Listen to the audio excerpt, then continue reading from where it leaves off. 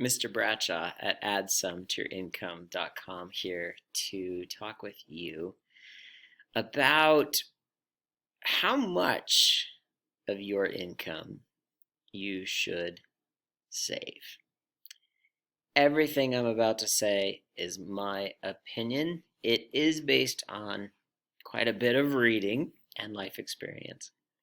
I'll share briefly my story of learning to save in my upbringing and where I'm at now with saving.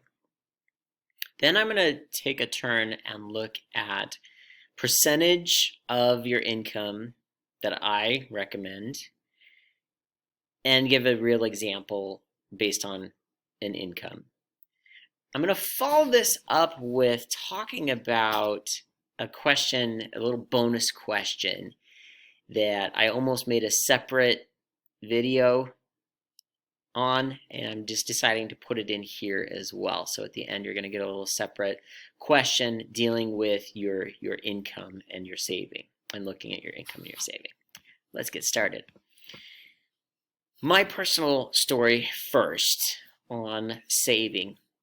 As a child, I had separate bank accounts. They were actually old formula container cans, and in the top we would cut a spot where we could put in bills and coins.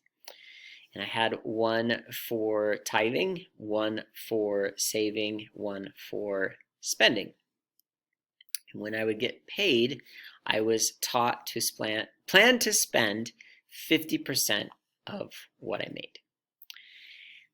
Give tithing, based on its name of what it is, tithing 1/10 into the container that, again, that formula container, leaving 40% to save. So I grew up in a home and I grew up saving 40% of my income. I'm going to tell you as I go into this now, that's not the exact advice that I'm giving. Those aren't the numbers I'm going to put in front exactly. You'll see. I set this up different now for myself, and you can as well. So let's start looking at it. Let's dive in and we'll compare where I was to where we're going and what I recommend for you. So again, this question keeps coming up quite a bit, and so I'm here to answer and talk to this. It's not something I really planned on talking about, which is kind of exciting. It's a great question though, because as we look at ways to increase our income, which is my focus, it's then, well, how much of that should I save? Income, the 5 bank accounts. In the 5 bank accounts, we are telling our money how to flow, because money is a flow. That's why it's called currency. It flows based on how you tell it to flow. And you will tell your money when you set up the 5 bank accounts what to do for you.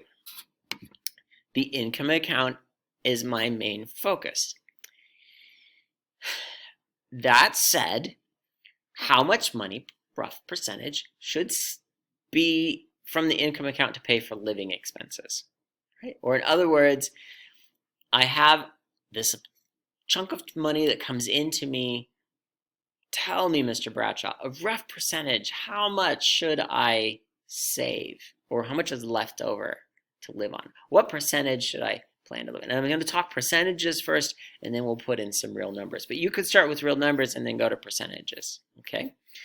So I recommend not 50% living, but 70% living on what you make, on the income that's coming into you, that you plan for your expenses, and these are really your expenses. All right, so you get to the end of any average month, and you can look at it as an average. I love the online banking. It'll show you 12-month averages. You can say, this is what we're averaging, and both for the income and the expenses. And if you're at about the 70% for your income account, okay, your income account, that you should feel pretty good. 70% or better is really rocking it.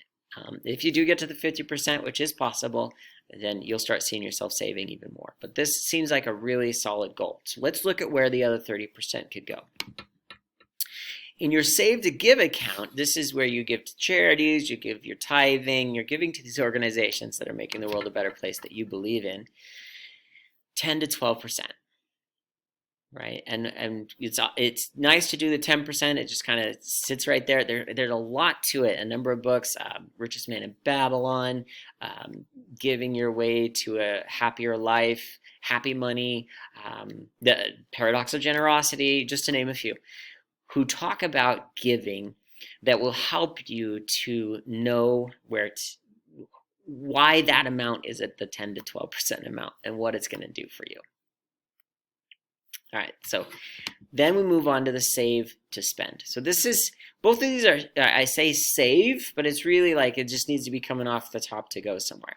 This account is, we sometimes call it our big bills bucket. This is where we have a lot of money chunked, set aside in case the refrigerator goes out. And whenever something in the fridge goes out, there are 2 or 3 more things. Like the microwave goes, the dishwasher goes, the stove is out now, the sink's got a problem with the thing that chops up the food, not generator.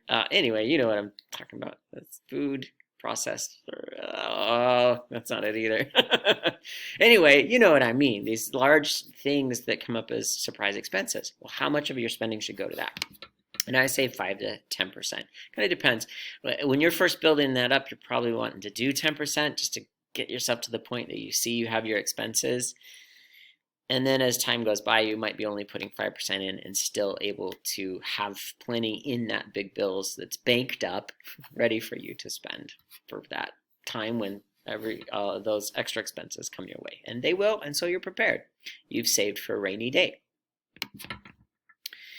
Save to Keep is where I think this question really comes from for most people. Like, how much should I save to keep? And I want to first talk about investing before I talk about the saving to keep.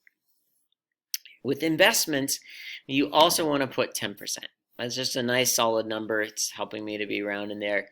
It's an amount that we like to do, to say 10% of our income is going to be going into investments. That then really grows. It's a really awesome thing to see as the money that comes from investments comes in through income, and then we put it back into investments, and we see that growing and growing over the years. Great feeling that you have when you see your investments starting to really blossom and go. All right, I skipped over the Save to Keep. So here's the Save to Keep, and you could have done some math yourself. It's about 5 to 7% of your income. I'd like to put this into one place to look at all of them. So here's a chart where we say 70% to income. You could do 10% for giving, and 5% for spending in untouchables, and then 10% for investing. So you got roughly that, like 10% giving, 10% investing. Then make your choices in between the Save to Spend and the untouchables. I call them untouchable. That's the name we finally come up with for that account where we won't spend it. It's sometimes called a cash stash. It's money in the bank. It's untouchable is the way I call it. It's the name I gave that particular account. And as I said, that account you often, the spending account, the Save to Spend, you see a large amount at first to get it built up, and then you might put less in, and it can fluctuate each month. But these are, so yeah, of course these are rough numbers, but as you can see, it's like, okay, I know I'm going to give 10%, I'm going to invest 10%. Now what am I going to do with that other amount? I decided to give us some real numbers in this next slide. If you were making $100,000 a year, so you're at that 6-figure mark, then you could do 70% that you are all your living expenses, 10% that $10,000 that you give. Excuse me, 70,000, 10,000. You're maybe putting 5,000 into that Save to Spend and all your spending, and another 5,000 into untouchables. So you got kind of that nice 5 and 5 going on to leave the 10,000 for investing. What's really cool about this is I'm splitting out the ways. This is where you want to tell your money how to flow. So I'm splitting out the ways of just saving to keep, the untouchable, and saving to invest, which I think a lot of people kind of lump that together. What should I save? So in that sense of saving, I put down here at the bottom that you'd be saving $15,000 out of the $100,000. bonus question that I said I was going to give. From what part of my income should I save? This starts to look back towards the three different types of incomes that I like to talk about. So you got three types of income. You got labor income, passive income, and gift income, right? So labor income, work today, I get paid right away. That's where I recommend you save from, that you mark your percentage, and that's what I'm going to do. Part of it is because when you look down at the other two, passive income, it's fairly reliable. You could decide to save from that or just reinvest from that. Gift income, I highly recommend if you receive gift money, you make be smart about that. And bonuses and extra things that come to you that you can almost see as gift income. It's almost better for you psychologically to spend that money than to save it. For example, we just got some money from an aunt it's Christmas time, to help buy things for the kids. Okay. If I just put that and sock it away into my untouchable account, it's not the intended purpose of that money, right? I also want to say at this point, you should give before saving. Okay, so what do I mean? You will see better returns. We will do better in the world. We really don't need any more Ebenezer Scrooges. Okay, as I said, it's Christmas time, so that's on my mind. When we give, you will see better returns in your life in all areas by giving. So yes, we do say we will save, and we learn how to save, but that's not the only thing I want you to focus on. I'd rather you focus on making more. And a part of making more is giving. So the three incomes, just to kind of put them here and say what I'm going to say about it. Labor income, that's where I recommend you plan to do your saving. Your passive income kind of flows back around and through and can contribute to your saving. But often you just feel good about reinvesting that. And be real careful if you're getting some gift income about just tucking it all away. That was someone else working yesterday, right? And they've given you a gift, even if it's inheritance. You might want to be wise in the way you save that and why you would. Like, really know why you would save the money that would come to you as a gift. So that, I hope, answers that extra bonus question and gives you some great knowledge in ways to put your money into saving in percentages. Again, your situation is your situation. So make sure you do what works for you and the people in your life that are mattering when it comes to the money. And I will see you on the other side.